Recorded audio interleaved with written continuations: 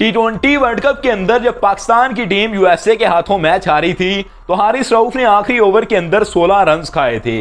जब इनको 16 रन लगे तो मैच खेलने के बाद जब ये फारिग हुए तो सड़क पर जा रहे थे। किसी शख्स ने इनको कोई बात सुना दी मैच के हवाले से, जिसके बाद हारिस रऊफ उनके गले पड़ने तक गए। इन्होंने कहा कि मैं तुम्हें जान से मार डालूंगा, तुम्हें तो बात करने की तमीज तक नहीं है। लेकिन हारिस रऊफ अगर अपनी बॉलिंग पर गौर करें तो शायद इनको बॉलिंग करने का भी ढंग नहीं है। हमने इनको इतना बड़ा बॉलर बना दिया कि ना सिर्फ अपनी टीम का बड़ा बॉलर माना बल्कि पूरी दुनिया के अंदर इनका डंका बजवा दिया। हमने कहा कि T20 का सबसे बड़ा दुनिया का बॉलर है, सबसे तेज बॉलिंग कर सकता है, इसके जितना कोई तेज नहीं है। लेकिन हारिस रऊफ वो पाकिस्तान को जलील करवाने के लिए इंटरनेशनल लेवल पर जा चुके हैं। इन्होंने इस बात का बेड़ा उठा लिया है कि पूरी दुनिया के अंदर पाकिस्तान को जलीलो खरवार करवाना है। बसल के अंदर Haris Rauf T20 world cup से फारिग होने के बाद एक लीग खेल रहे हैं। यूएसए के अंदर होने वाली मेजर लीग के अंदर इस वक्त हारिस रऊफ मौजूद हैं। कल के मैच के अंदर इनकी टीम को आखिरी ओवर के अंदर 20 रन बचाने थे। ये 20 रन उनके लिए बहुत इंपॉर्टेंट थे, क्योंकि अगर मैच हार जाते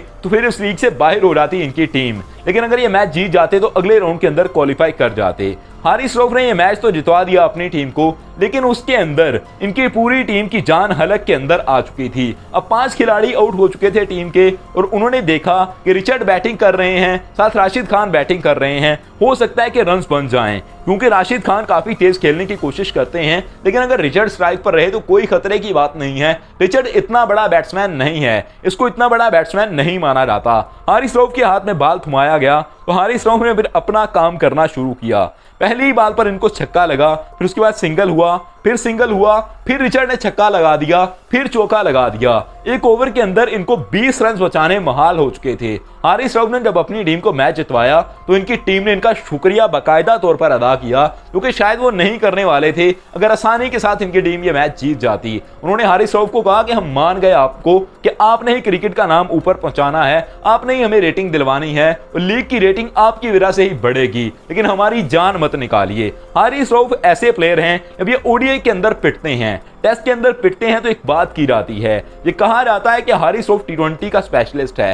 हारिस रऊफ एक बाउंसर करेगा, 2 यॉर्कर करेगा और ओवर खत्म हो जाएगा। लेकिन लोग ये नहीं सोचते कि जो बाकी 3 बालें होंगी उन पर 3 बाउंड्रीज खा लेगा हारिस रऊफ, और ऐसा ही हमेशा हारिस रऊफ करते आए हैं। ऐसे ही होता है। आप जिस ग्राउंड के अंदर भी बात कर लें, मेलबर्न के अंदर देख लें, यूएसए के खिलाफ देख लें, इंडिया के खिलाफ देख लें, इंडिया के अंदर जाकर ओडीआई के अंदर इस तरह से पिट कर आए थे, इस लीग के अंदर भी बुरी तरह से पिट रहे हैं हारिस रऊफ। इस दफा हमने पीएसएल के सीजन के अंदर भी देखा था, इनके साथ बहुत बुरा हुआ था। मेरा बात करने का मकसद ये है कि हारिस रऊफ को अगर हम छोड़ दें, हमारे पास और बहुत सारे ऐसे प्लेयर हैं क्योंकि इनसे बेहतर परफॉर्म कर सकते हैं। पाकिस्तान के अंदर बॉलर्स की कमी नहीं है। जब हमने इमर्जिंग कप करवाया था T20 का, तो उसके अंदर बहुत सारे बॉलर्स निकलकर सामने आए थे। हमने इस दफा पीएसएल के अंदर देखा मोहम्मद अली जैसे बॉलर्स निकले थे, इनको हमने शायद वेस्ट कर दिया है। उनको पाकिस्तान शहीन के साथ एक मैच खेलने के लिए भेजा है बांग्लादेश के अंदर, और वो कमाल कर रहे हैं वहां पर भी। एक ऐसा विकेट जो कि बैटिंग विकेट है, उसके ऊपर उनका इकोनॉमी रेट नहायत लो है। उन्होंने एक विकेट भी हासिल कर लिया टेस्ट के दूसरे दिन के अंदर और कमाल की बॉलिंग कर रहे हैं। उनको अगर T20 के अंदर खिलाया जाता है, ओडीआई के अंदर खिलाया जाता है, तो शायद वो पाकिस्तान के काम आ सकते हैं। हारिस रऊफ का अभी टाइम नहीं है, अब पेस वाला टाइम नहीं रहा कि आप शोएब अख्तर की तरह भाग कर आओ, ब्रेटली की तरह भाग कर आओ, शॉन टेट की तरह भाग कर आओ और बॉल करो। अब उस तरह के बैट्समैन नहीं है, क्योंकि खुद साइड पर होंगे, फिर बल्ला घुमाएंगे और फिर खेलेंगे। अब ऐसा चक्कर कोई नहीं रहा। तब एक आध ऐसा बैट्समैन होता था गिना चुना, जो कि बहुत स्टैंडर्ड की बैटिंग करता था,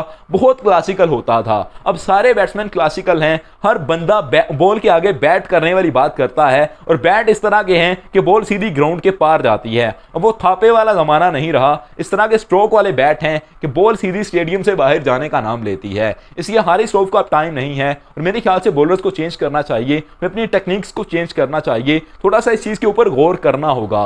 पाकिस्तान के अंदर स्पिनर की भी बहुत कमी है। असल के अंदर अगर स्पिनर्स की बात की जाए तो पाकिस्तान ये समझता है कि ऑफ स्पिनर को टीम के अंदर रखना वैसे ही टीम की तौहीन है। हमने बहुत सारे ऐसे बॉलर देखे जो कि as a off spinner Pakistan के पास आए, लेकिन फिर ऐसे गायब हुए कि उनका पता ही नहीं चला। हमने देखा था कि पिछले टाइम के अंदर जब सईद अजमल गए हैं तो उसके बाद कुछ बॉलर सामने आए थे, कुछ नए नाम निकले थे, लेकिन फिर उनको टीम के अंदर नहीं लिया गया। जब शादाब खान पाकिस्तान के लिए कामयाब हुए तो उसके बाद लेग स्पिनर्स का दौर पाकिस्तान के अंदर शुरू हुआ, लेकिन शादाब खान भी फेल हो गए, उसामा मीर भी फेल हो गए। हमने देखा कि और भी जितने बॉलर आए थे, उस्मान कादर हमारे पास थे, वो भी फेल हुए। कोई भी ऐसा बैट्समैन नहीं बचा, कोई भी ऐसा बॉलर नहीं बचा जो कि पाकिस्तान को मैचेस जितवा सके। हमें टीम के अंदर गौर करनी होगी, डोमेस्टिक क्रिकेट से प्लेयर निकलने होंगे और एटलीस्ट सारी सौफ से जान छुड़वानी होगी। ये ऐसा प्लेयर है कि पाकिस्तान को भी जितवा नहीं सकता, मार जरूर पड़वा सकता है, जीते हुए मैच हरवा जरूर सकता है। आपका इस बारे में क्या कहना है, कमेंट करके अपनी राय जरूर दीजिए। Subscribe channel for more videos. Thank you, I love you to be with us.